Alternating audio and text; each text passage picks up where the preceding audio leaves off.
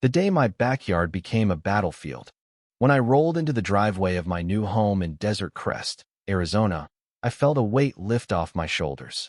After decades of pinching pennies in cramped rentals and drafting blueprints for houses I'd never own, I'd finally done it. At 52, I'd bought a slice of the American dream, a sleek, single-story home with a shaded patio and a sparkling in-ground pool that shimmered like a sapphire under the desert sun. It wasn't just a house. It was my sanctuary, my proof that hard work paid off. I'd checked every detail before signing: zoning records, boundary surveys, title history. My lot was a rare gem, exempt from the Desert Crest Homeowners Association due to a quirk in the original land split. My realtor had grinned like a kid when she pointed it out, and my old college buddy, Tom, a lawyer, confirmed it. I was free. The first week was paradise. I unpacked boxes, planted cacti, and hung sunshades over the pool. Neighbors waved politely, though most kept their distance except for Martha Grayson, a retired librarian 2 doors down. She showed up with a tray of pecan bars and a warm laugh, sharing gossip about the neighborhood. That's when she mentioned Evelyn Walsh, the HOA president.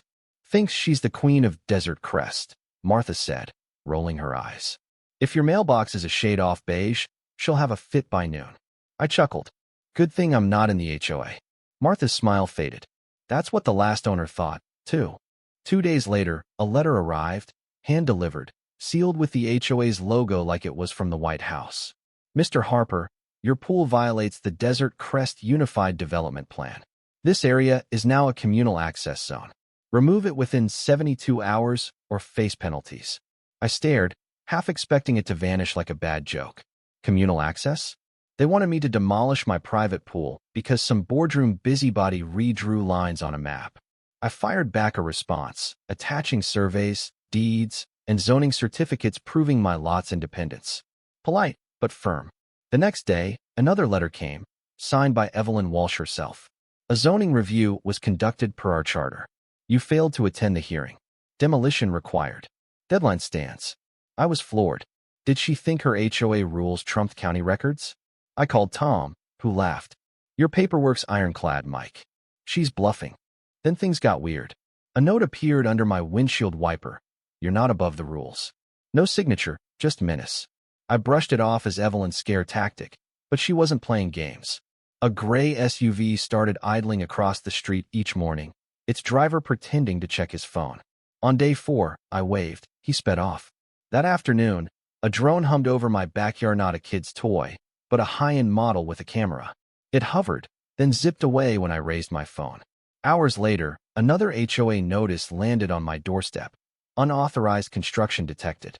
Suspicious landscaping reported. Suspicious? I was planting succulents.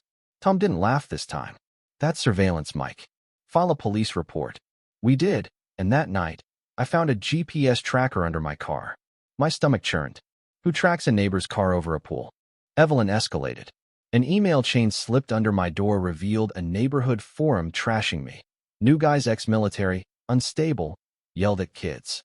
One post claimed I'd threatened to poison a dog. I'd fed that dog treats. Martha warned me. "Evelyn's turning everyone against you." Sure enough, neighbors avoided me. A dad crossed the street with his kid rather than pass me. Then a city citation arrived, claiming I'd built unpermitted structures. The officer shrugged when I showed my permits. "She's filed for complaints this month. I have to log it." Evelyn wasn't just enforcing rules, she was waging war. The breaking point came with a note slipped under my door. "Meet me at the clubhouse backlit, 8 p.m. I almost laughed at a showdown, but I was done hiding.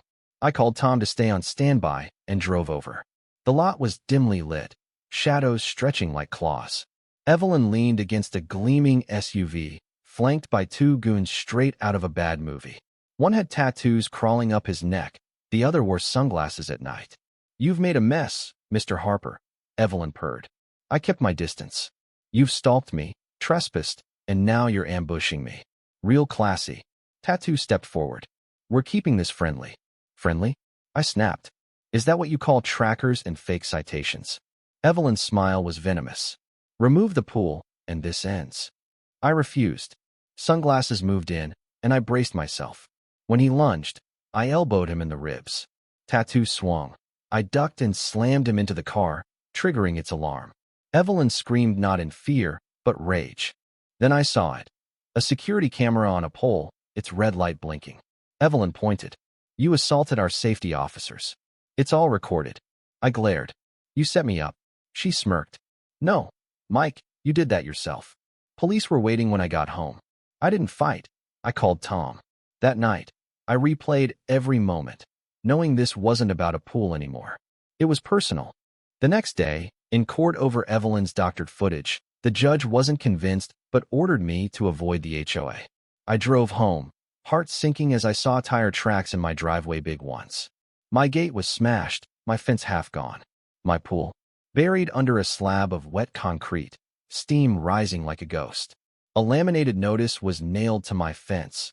Community Access Initiative, HOA Resolution 202. No signatures, no legal weight, just a taunt. I called Tom. The police even considered the news.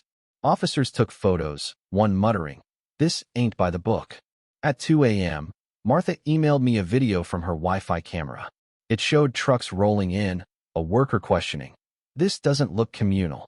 A woman's voice. Evelyn snapped, "It's my call. Finish it." My blood boiled. I confronted Evelyn at the clubhouse. She sipped coffee, smirking. "Enjoy the pour?" I clenched my fists. "You trespassed, vandalized my property, broke the law." She waved me off. "You made yourself the enemy, Mike." The concrete? Just phase one. I walked away, realizing she wasn't just fighting mesh, wanted to erase me. Tom and I hit back hard. We filed civil and criminal suits, property damage, trespassing, fraud, conspiracy. The city confirmed Resolution 202 didn't exist. My lot was never under HOA control. Tom demanded HOA records, uncovering a fake resolution with forged signatures, including one from a man dead 2 years. Martha gasped, "That's Henry Tate. No way he signed this." We sent it to the fraud division. A contractor, guilt-ridden, leaked texts, recordings, and a $90,000 payment to Evelyn's shell company. The city suspended the HOA's license. Evelyn went silent, but I knew she was cornered. The courtroom was electric. Reporters, neighbors, and city officials packed the seats. Martha sat behind me, radiating fury. Tom dismantled Evelyn's lies, showing drone footage, the concrete pour, and her voice on tape. He revealed the forged signatures, Henry's death certificate, and the contractor's testimony about the $90,000 bribe. The DA piled on charges: fraud, destruction, bribery, harassment. Evelyn's defense, claiming it was a miscommunication, crumbled when Tom flashed a photo of her toasting Suncast Concrete's CEO days after the pour. The jury took 4 hours. Evelyn got 21 years, no parole. Suncast was fined $1.6 million and shuttered. The HOA was dissolved, its accounts frozen. I won $2.20 million, enough to rebuild, and then some. As Evelyn was cuffed, she stared blankly, untouchable no more. 3 months later, my new pool gleamed deeper, edged in slate, shaded by mesquites I planted myself. The HOA was gone, its signs ripped down, its clubhouse condemned. I built a steel gate with a plaque, "Private property. No HOA jurisdiction. Trespassers prosecuted. Neighbors welcome." That evening, Martha arrived with brownies, followed by the Garcias, a single dad with his twins, even old man Jenkins, who once griped about my leaf blower. Kids splashed, music played, and Martha cannonballed in, soaking everyone. Tom raised a beer. "You're a legend, Mike." I laughed, finally free. Sitting by the pool that night, feet in the water, I watched fireflies dance. A news clip played inside. HOA tyrant jailed in landmark case. Martha joined me, towel draped over her shoulders. "You showed us we're not pawns," she said. "We're people." A kid's inflatable duck hit my head, and I laughed, the last of the fight draining away. I'd won not just the pool, but my peace. What do you think about this story?